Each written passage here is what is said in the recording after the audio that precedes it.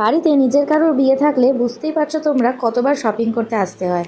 তো দেখো আমরা তো অনেকবার যাইনি, আমরা এই নিয়ে মোটে দুবার শপিং করতে গেছি। আগেরবার তোমাদের সাথে শেয়ারই করেছি, বেনারসি কিনে নিয়েছি। তো আজকে এসেছি আমরা প্রণামী জিনিসপত্র কিনতে, কারণ আমাদের সবে শপিং এগুলো শুরু হয়েছে, এরপরে আরও অনেক কিছু শপিং করতে হবে।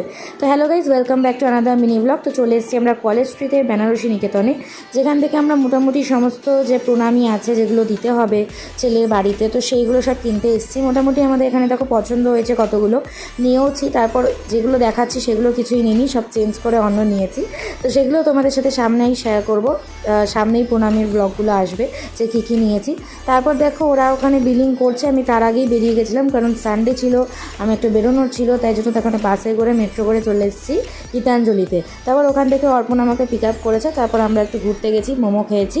তো এই ছিল আজকের মিনি ব্লগ। তোমাদের কেমন লাগলো জানিও, ভালো লাগলে লাইক শেয়ার সাবস্ক্রাইব করো, ফেসবুক থেকে দেখলে ফলো করে দিও। টাটা।